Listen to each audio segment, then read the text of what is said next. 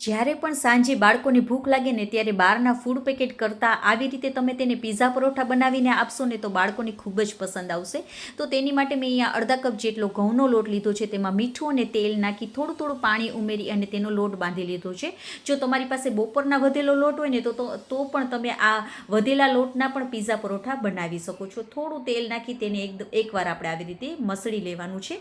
હવે થોડી વાર માટે 10 મિનિટ માટે ઢાંકીને રાખી દઈશું. ત્યાં સુધીમાં તમારી પાસે જે પણ શાકભાજી ઘરમાં પડેલા હોય ને તે તમારે લઈ લેવાના. ઉપર આપણે પીઝાના ટોપિંગ માટે તો મેં અહીંયા ડુંગળી, ટમેટાં અને થોડું કેપ્સિકમ લીધું છે. ટમેટાનો અંદરનો ગર કાઢી અને તેના આવી રીતે કટકા કરી લીધા છે.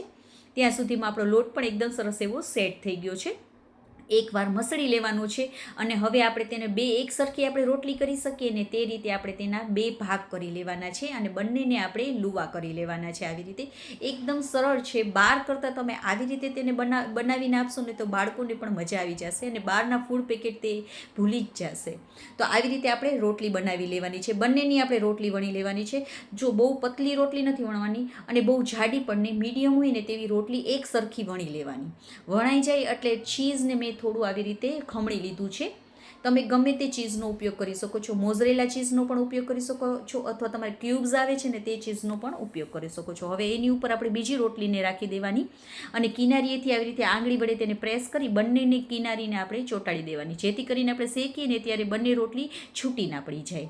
તો આવી રીતે તેને કરી લેવાની છે. અને હવે કાંટા ચમચી વડે આવી રીતે આપણે કાણા પાડી લેવાના છે. આપણે પીઝાના બેઝ લઈએ ત્યારે કેવા કાણા હોય છે એવી રીતે આપણે પાડી લેવાના. તો આપણી આ રોટલી પરોઠા માટે તૈયાર છે.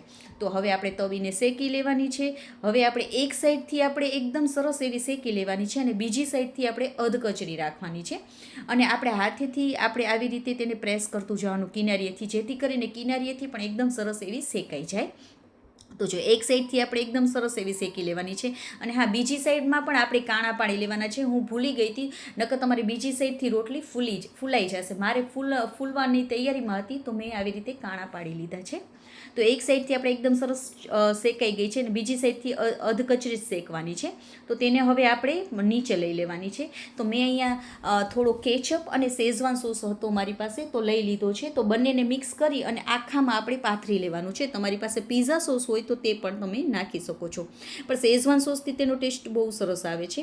ઉપરથી ફરીથી આપણે ચીઝને ખમણીને નાખી દઈશું અને જે આપણે ટોપિંગ માટે શાકભાજી સમારેલા હોય ને તેને નાખી દઈશું. ફરીથી આપણે થોડું ચીઝને ખમણીને નાખી દેવાનું આવી રીતે અને સાથે મેં અહીંયા થોડા ચીલી ફ્લેક્સ અને મિક્સ હર્બને પણ સ્પ્રિંકલ કરી દીધા છે. એકદમ ટેસ્ટી લાગે છે. બહારના ફૂડ પેકેટ પણ આપણા બાળકો ભૂલી જશે જો તમે આવી રીતે તેને બનાવીને આપશો ને, અને એકદમ હેલ્ધી પણ છે. તો તમે પણ એકવાર જરૂરથી ટ્રાય કરજો. 5 થી 10 જ મિનિટમાં બનીને તૈયાર થઈ જાય છે. હવે મારી પાસે માખણ હતું તો મેં માખણ લગાવી દીધું છે. જો તમારી પાસે ના હોય તો ઘી અથવા તેલનો પણ ઉપયોગ કરી શકો.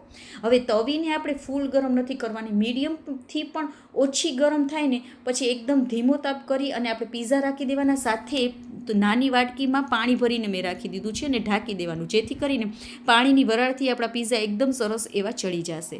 ફક્ત 9 થી 10 જ મિનિટમાં તમારે એકદમ સરસ એવો આ પીઝા પરોઠા બનીને તૈયાર થઈ જશે. તો કૂક થઈ જશે. 9 થી 10 જ મિનિટમાં કૂક થઈ જાય છે અને ગેસની ફ્લેમને આપણે ધીમી જ રાખવાની છે. ચીઝ આપણું મેલ્ટ થાય ને ત્યાં સુધી જ આપણે આ પરોઠાને કૂક કરવાના છે. તો આપણા પીઝા પરાઠા તૈયાર છે. એકદમ ટેસ્ટી લાગે છે. તમે પણ એકવાર જરૂરથી ટ્રાય કરજો અને તમારા પીઝા પરાઠા કેવા બન્યા હતા તે કમેન્ટ કરીને પણ કહેજો. અને જો તમને આ મારી રેસીપી ગમી હોય તો પ્લીઝ લાઇક, સબસ્ક્રાઈબ અને શેર કરવાનું બિલકુલ ના ભૂલશો. ફેસબુક અને ઇન્સ્ટાગ્રામમાં જોતા હોય તો ફોલો પણ કરજો. અને આવી જ નવી અને હેલ્ધી રેસીપીઓ સાથે ફરી મળીશું. ત્યાં સુધી બાય બાય. જય માતાજી.